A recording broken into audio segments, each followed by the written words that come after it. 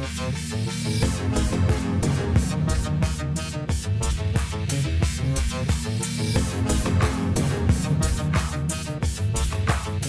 Sci-Fi Film Podcast.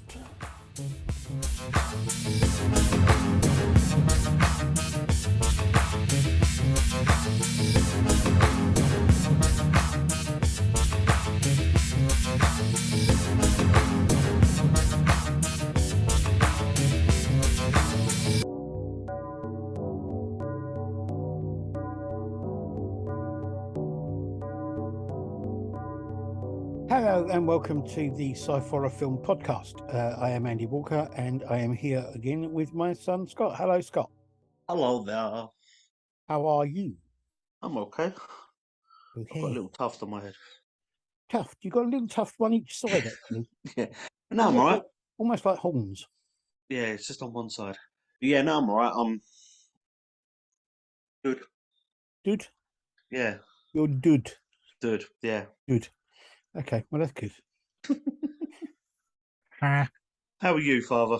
I'm okay. Getting used to the fact that the smaller of my offspring, the youngest of my offspring, is now in. I was going to say you have to change it to the youngest because the smallest is like a foot taller than you. Yeah, I know. The youngest of my offspring is now across the other side of the world in South Korea with the Scout movement, who seem to have taken over Seoul. They pictures and videos we've seen. There are hundreds of them everywhere, and they all seem to be singing for some strange reason. I don't quite know why. I can just wonder if people who live in Seoul must be thinking, "What the hell is going on?" What no one's told you is the fact that all the people in Seoul have moved out of the area for the whole month. Well, no, I was saying it's lucky that they're not actually wearing uniform, because I mean that would be quite intimidating, wouldn't it? There's all these people with uniforms suddenly descend on the area, descend into the area, and they think, "What's going on?" We've been invaded by the North. And they sent over singing teenagers. Yeah. But no, it looks like they're having a good time and everything's okay. So, good. You know, apart from that and being a little bit tired, I'm fine. Good. Right. Shall we get on with this then? Yes. Right. So once again, we have two short films and a not so short film. Yes. We're going to start off with a short film from 2021, and this is a film called Stargazer. This is done in conjunction with the Bournemouth Film School.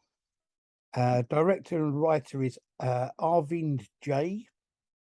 The cast is Nicola Brome, Michael D. Douglas, Kevin Paco, and D. Tales. D. Tales was actually an extra in Rogue One and Solo films. Oh, okay. And was also in a band called MN8. Obviously. Yeah. The synopsis for this film is: Stargazer follows an estranged, disconnected family on a journey throughout the stars, brought together amidst the loss of a loved one. So there you go. Yes. What did you think? I don't know how to feel about it. It looked okay in places. I'd say the acting was okay. I don't know. It didn't flow that well for me. Okay. I don't know if it was just me or what, but it just didn't seem to flow that well. It seemed to sort of almost like we're missing something a little. Like, don't get me wrong. The whole premise behind what's going on, the whole like the loss and grief and everything like that, I sort of think it's a good idea, but I just think there's something missing from it. Yeah. I mean, the thing with this is it's basically, for me, I thought it was an excellent kind of family drama that just happens to have a sci-fi setting. Yeah. It's very much a family drama based around the idea of like a family that have disconnected with each other and have had to come back together because one of them died. It's really weird. The thing about this that got me was it's good drama. The sci-fi setting is kind of secondary to the drama itself. Yeah. it's also interesting because the whole cast is made up completely of people of color, Yep. which is unusual for a sci-fi film. Yep. But that in itself as well is secondary to the story. It Yeah. doesn't really have any bearing on what's happening in the drama. No. But because of those two things, it makes it feel somehow different and special to a normal family drama. Yeah. I don't know if that makes sense. Yeah, it does. It's all. I get what you mean. For a sci-fi as well as having the whole crew or the whole cast having like being of color. It's not very. You don't really see a lot of them in sci-fi or No. that much in horror either. But especially more sci-fi form of it, if they are, they're a minority. But Yeah. it's good to see. But I think it does give it that little bit of a special sort of I something different for the I I, drama side of it. I thought it was quite good. I thought it was well written. Well, I thought the acting was pretty good. I really quite enjoyed watching it. I must admit. Don't worry, it's not for me. I wouldn't say it's like the worst I've seen, but I'd say it's for me. It's just it was missing a little thing, and I think Yeah. it's just it. If it had that thing, it would have drawn it all together for me and just pulled it all together and made it a great film. For the moment, just for it missing that bit, it just seems like it's an okay film. Yeah. No, I kind of see what you mean. I mean, that's the thing we said before. Sometimes there are little things that you just don't quite click with, Yeah, and it just kind of takes away from the film as a whole. But yeah, yeah, I mean, it makes a change for us to find films that we're not yeah. completely in sync with. But yeah, no, it's fair enough. I mean, what you're saying is perfectly reasonable. It's not. It's how you feel about it and all that. Okay. The second short film is from 2022, and this is a South African science fiction film, which is quite interesting because I don't think we've done South African science fiction film before. It's No, called Higgs Boson. The writer, director, and cinematographer is Wyan Jordan. The cast is Cobus Harmsey and Clarissa Diedricht. The synopsis says an ambitious engineer recollects the memories of his life, which led to humanity's most crucial space mission ever. Now, I was. It's interesting. This is an interesting idea, an interesting story. It's slow, very slow. but the further it went on, the more I understood why it was slow, and the more it felt like it was slow in a kind of considered sort of way, like they were kind of doing it so you thought about it rather than it Yeah, just being slow. yeah, Um, in parts, it's almost like they were doing a kind of more laid back, subdued version of the end of 2001. Do yeah. you know what I No, mean? I do get that bit. Yeah, I do get what you mean. It's I think it's an interesting idea, and the end of it was incredible. You get the effect at the end, and Yeah. even the effects during right the way through, they were pretty good. But strangely, when I got to the end of it, I felt a bit kind of like, yeah, Mm. it didn't really do anything for me. It was interesting to watch, and it's an interesting idea, but it didn't really. See, for me, I like the effects in this. The cinematography in it felt great. Yeah, The acting again was okay, but I have my big issue is the fact that he turns around and says it's a one-way mission. yeah, Yeah, there is no coming back from it. yeah. So, what is the significance to humankind? Because they can't get the information back.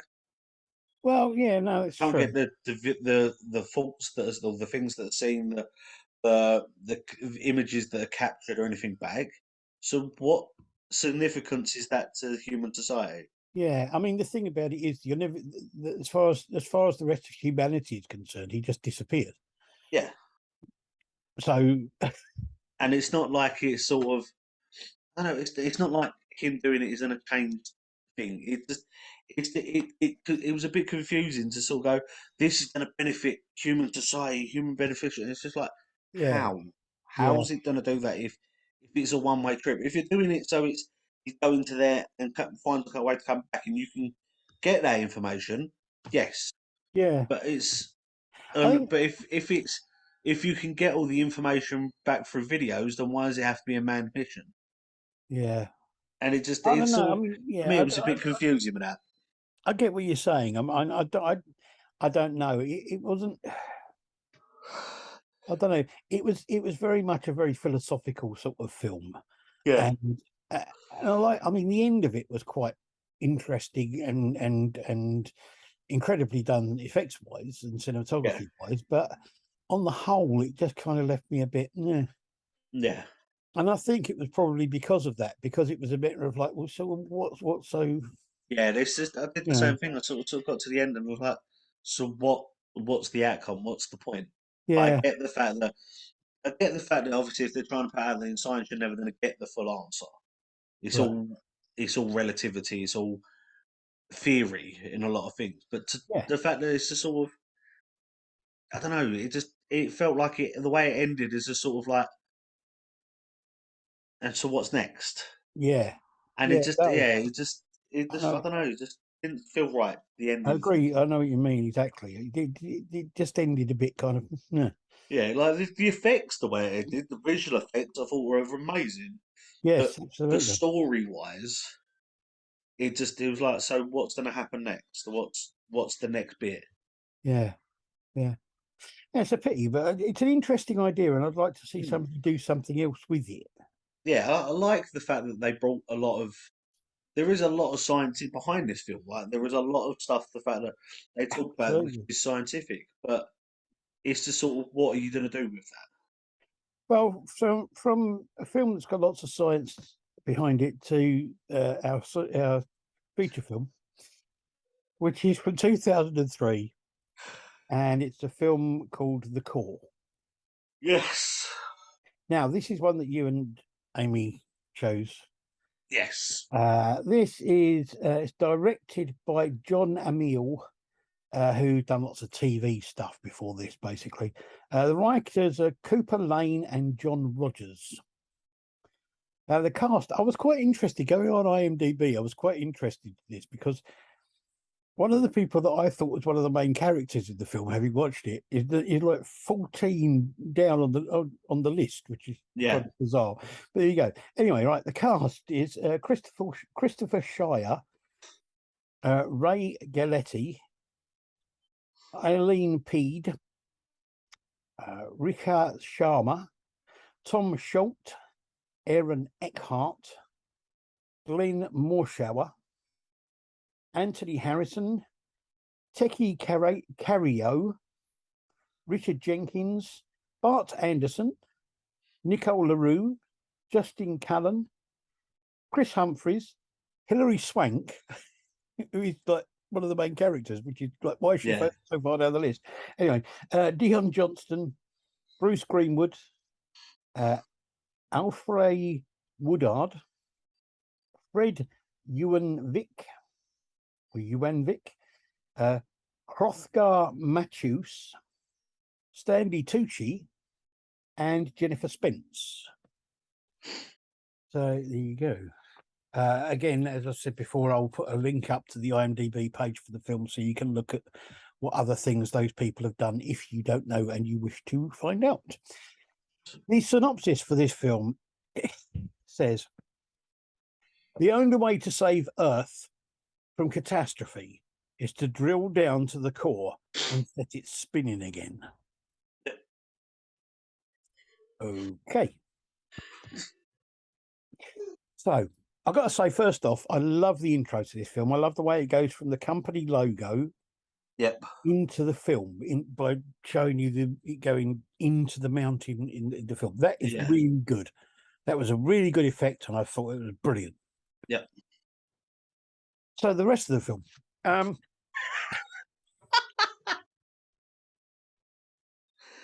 what can I say? Great ideas, amazing effects, great models, Some cheesy lines acted by people who weren't a bit great at acting. I don't know what else to say really, apart from the fact that the end of it felt like it was. I was almost unsure whether I was watching the Core or Deep Impact or Armageddon, because they've all got the same basic sort of ending. Yeah. Uh, I like. I don't know the whole. There's certain parts in this I love, like the effects that they use on it from like when the natural disasters are happening and stuff like that. The sort of the bits they use before there's a bit of explanation of what's going on, yeah, like with the whole pacemakers and yeah, the pigeons. I thought it's very well done that sort of way to sort of a shock factor. yeah. But yeah, there's certain bits in this I thought like yeah it's okay. There's a couple of bits in it I looked at and I was like when I first see it I thought this is amazing, and after watching it now and I'm like well okay. And Sam, the acting I agree with you is a bit cheesy in places. See, I Um, didn't think you would like this, I don't see. mainly because the only film I have seen with more implausible science in it than this is Moonfall. Yes, well, I didn't say about anything about the science yet. I haven't got that far. But the thing is, yeah, the whole premise behind the fact that you can drill straight down is Well, let's just get started for the fact that it wouldn't be possible for you to be able to fire something at the core of the Earth and stop it spinning. no, It's there not is a that. physical possibility. There is that.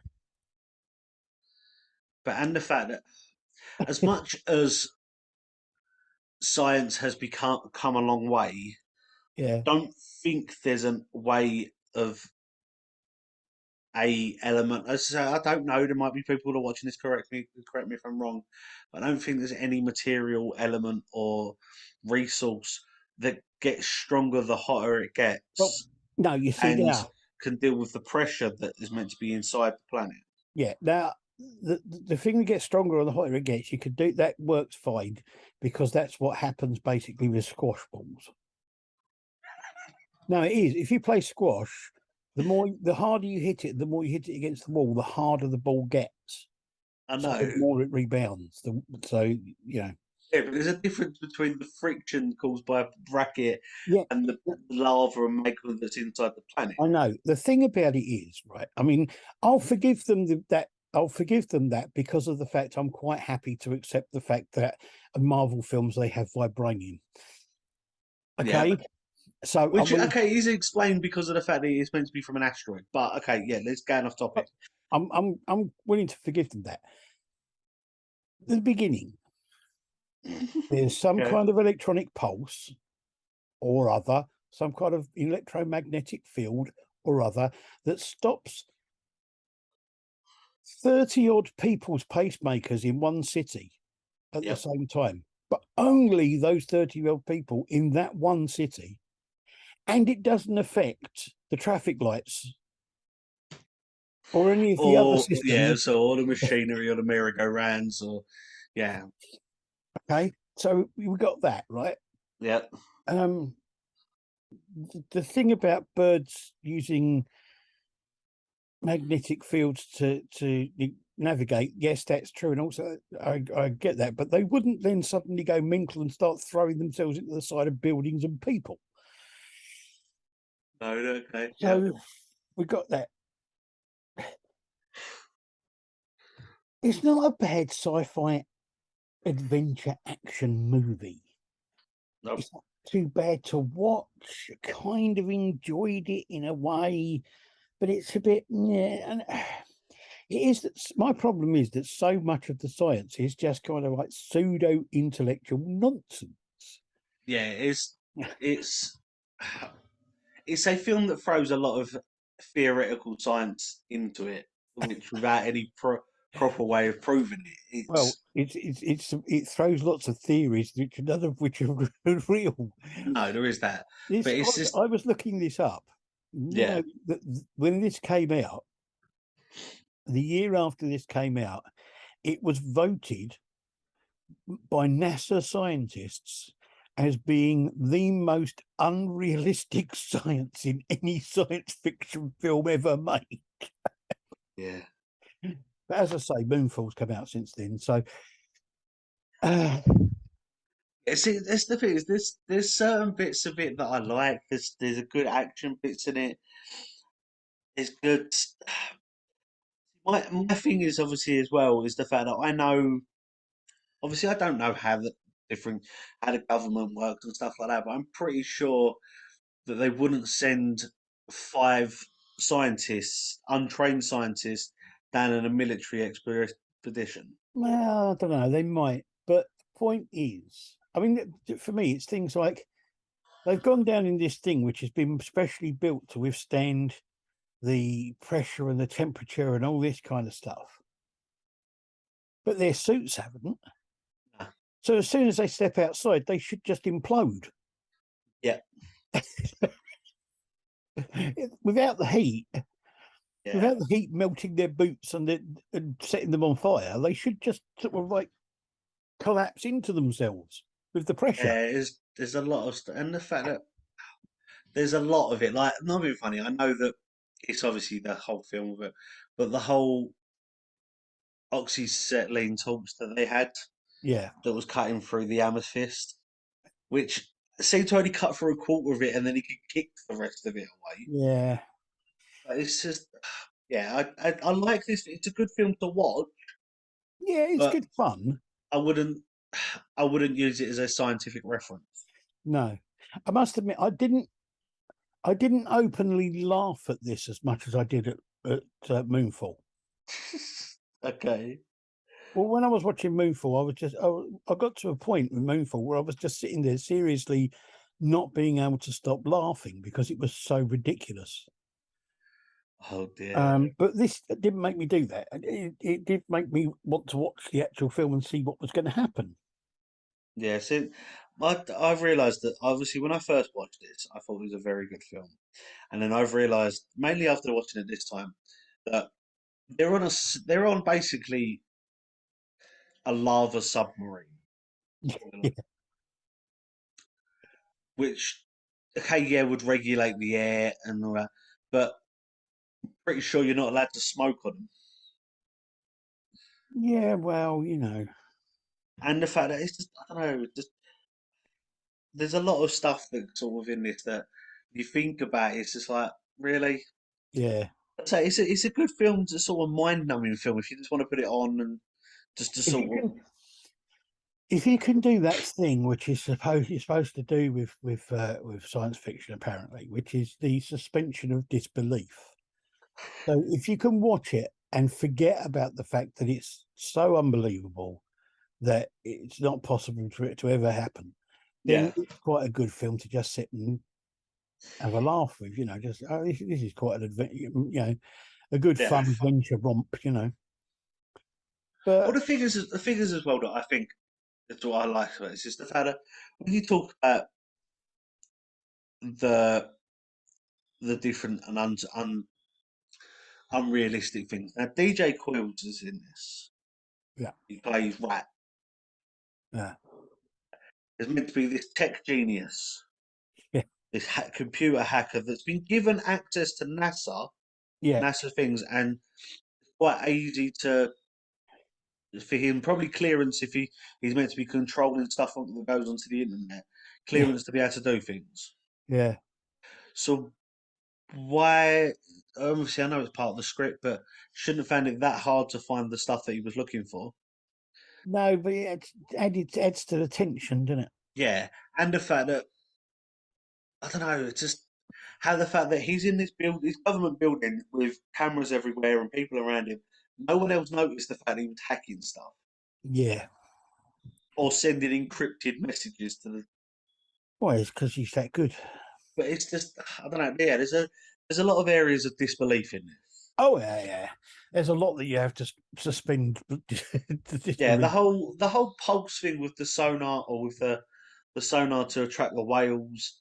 I don't know whether or not that could work or whether or not they would react the way they would. I don't know. but it's a weird thing. It's just I don't know. The thing about it is as well is okay, right? So they made it out to the top to the surface, Yeah, the bottom of the sea. They discovered where the whales were, and so they could go down to get them. Now, the bloke is going to be dying from radiation sickness. Yep. And because she's been exposed to him, she would probably be dying of radiation sickness as well. Yep. Both of them would be suffering from decompression sickness. Yep. And they would probably end up with some kind of brain damage from that. Well as hypothermia because of how cold it was that they were in the bottom of the ocean for that long. Yeah. So I can't see that even if they rescued them, that either of them would be in any kind of fit state to do anything ever. No. I don't think they would last very long. Yeah, who's that? It's the whole bit as well when they send the information off to the news people. Yeah. Now, I don't know about back then. Obviously, this is like 20 odd years ago, but I'm pretty sure they would have done a bit more research Oh, and not just put it on the news. But it's just nowadays they probably do less. Actually, they believe anything you tell them. yeah, but it's just I don't know.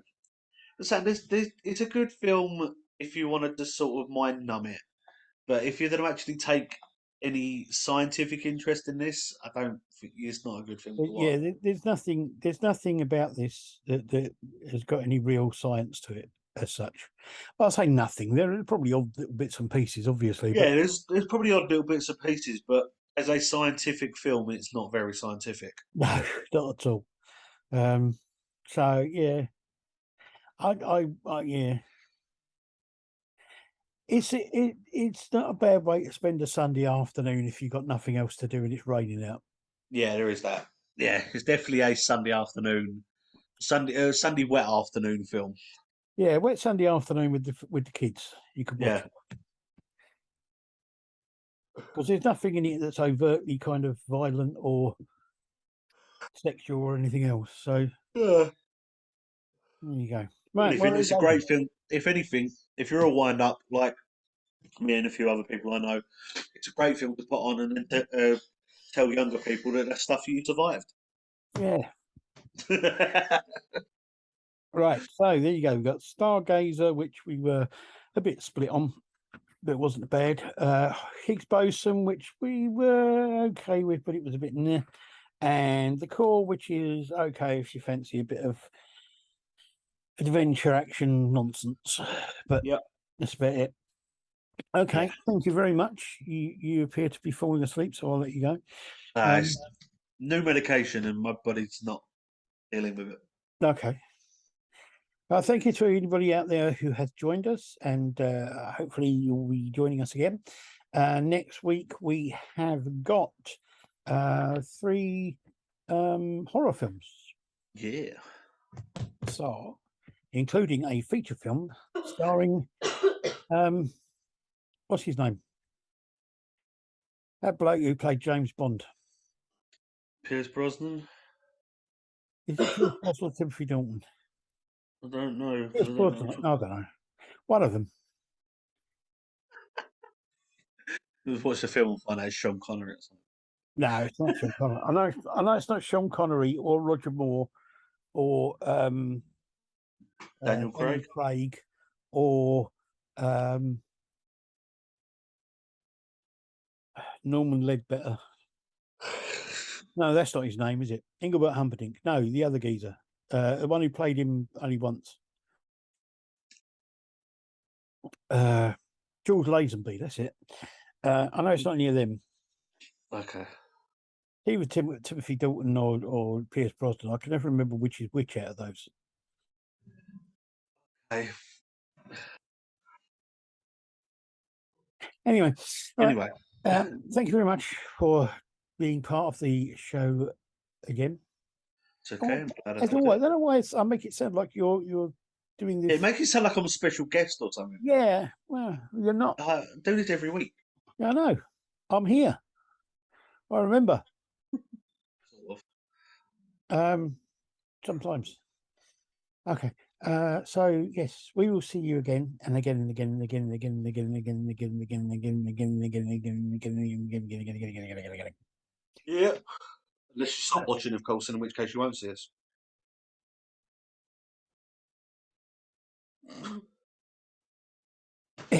Okay. So until then, whenever that is, don't. Okay. Bye. Bye.